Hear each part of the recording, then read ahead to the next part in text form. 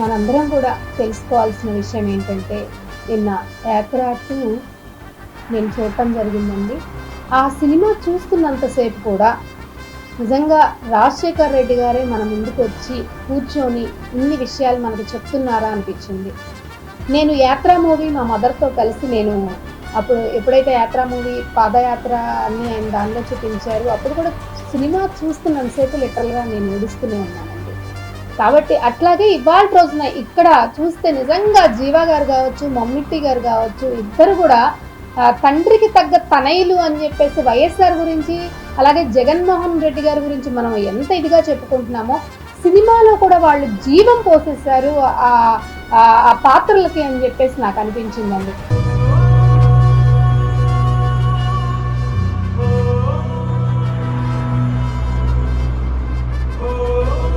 దానిలో ఆ కంటెంట్ కావచ్చు, వాళ్ళు తీసుకున్న ఇది కావచ్చు, జనాల్ని మోటివేట్ చేసే క్రమంలో నాకు ఎలా అనిపించిందంటే, ఎంత త్యాగం చేశారు సందర్భాలను బట్టి, జనాల్లోకి ఎలా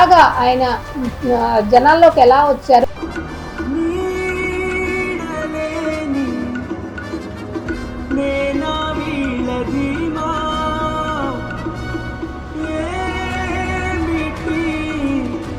అలాగే 2009 మన రాజశేఖర్ రెడ్డి గారు చనిపోయిన తర్వాత జగన్మోహన్ రెడ్డి గారు రాజకీయాల్లోకి వస్తే, అటు సోనియా గాంధీ అంటే వారిని అరెస్ట్ చేయడం దగ్గర నుండి, కేసులు పెట్టడం దగ్గర నుండి ఏకాకిగా చేసి ఆయన ఎన్ని రకాలుగా ఒక్కడిని చేసి స్ట్రగుల్ చేశారు.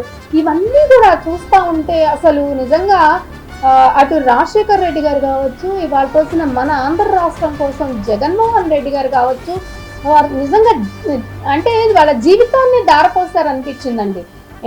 ఇంకా ఒక 1 వర్డ్లో చెప్పాలంటే, నిజంగా ఒక త్యాగానికి, నిజాయితీకి, నిబద్ధతకి, విశ్వసనీయతకి, రాజకీయాల్లో ఒక మార్పు తీసుకువచ్చినటువంటి ఏకైక వ్యక్తి జగన్మోహన్ రెడ్డి గారు, రాజశేఖర్ రెడ్డి గారు అని చెప్పేసి.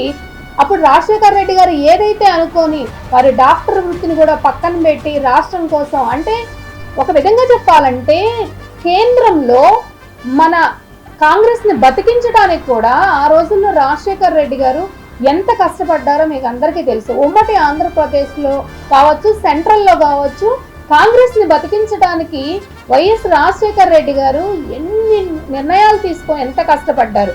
అదే కాంగ్రెస్ పార్టీ నిలువున ఆంధ్ర రాష్ట్రాన్ని చీల్చటమే కాకుండా వెన్నుపోటు ఏ విధంగా ఎంత భయంకరంగా అటు రాజశేఖర్ రెడ్డి గారిని కావచ్చు, ఇటు జగన్మోహన్ రెడ్డి గారిని కావచ్చు, అసలు ఎంత టార్చర్ గురి చేసింది అని చెప్పేసి ఆ సినిమా చూస్తున్నంతసేపు నిజంగా అసలు గూస్ బాంబ్స్ చూడండి. మీతో నేను షేర్ చేసుకుంటుంటే కూడా నాకు ఒళ్ళంతా జలతరిస్తూ ఉందన్నమాట.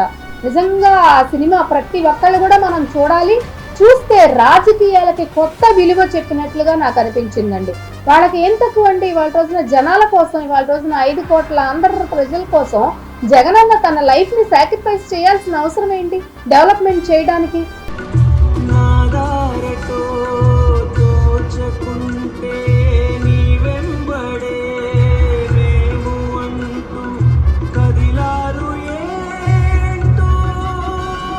కాబట్టి ప్రతి ఒక్కళ్ళు నిజంగా రాజకీయాల గురించి కానీ, రాజకీయ విలువల గురించి కావచ్చు, వాళ్ళు ఏ విధంగా నిర్ణయాలు తీసుకుంటున్నారు కావచ్చు, ఇవన్నీ తెలుసుకోవడానికి ఈ సినిమా చాలా బాగా ఉపయోగపడుతుందని చెప్పేసి అయితే నాకు అనిపించిందండి. కాబట్టి మనమే కాదు, ఇప్పుడు వైఎస్ఆర్ కాంగ్రెస్ పార్టీయే కాదు, టీడీపీలో వాళ్ళు కూడా టికెట్లు మాకు కావాలని చెప్పేసి ఫోన్లు చేసి మరి అంతెందుకు నన్ను కూడా అడిగిన సందర్భాలు ఉన్నాయి. నిన్నటి నుండి నాకు I got so many calls, Roja I want some tickets. ఇది అండి, that is the YSR, that is the YS Jaganmohan Reddy గారు. కాబట్టి ఏంటంటే మనందరం కూడా జోహార్ వైఎస్ఆర్ అనుకోకుండా తప్పదు, జై జగన్ అని చెప్పేసి అనుకోకుండా తప్పనటువంటి పరిస్థితి ఇవాళ రోజున మనం చూస్తూ ఉన్నాము. రాబోయే రోజుల్లో ఎలక్షన్స్లో కూడా జగన్మోహన్ రెడ్డి అని ప్రమాణ స్వీకారం చేసి రాష్ట్రాన్ని రారాజుగా పాలించబోతా ఉన్నారు మన జగనన్న అని చెప్పడంలో ఎలాంటి సందేహం లేదు. Thank you so much. ప్రతి ఒక్కళ్ళు కూడా యాత్ర 2 మూవీ చూడాలని చెప్పేసి కోరుకుంటా ఉన్నాను. నువ్వు మా వైఎస్ఆర్ కొడుకు అన్నా, మాకు నాయకుడుగా నిలబడన్నా. అన్నా ఉన్నావన్నా? అన్నా అన్నా నేను విన్నాను, నేనున్నాను.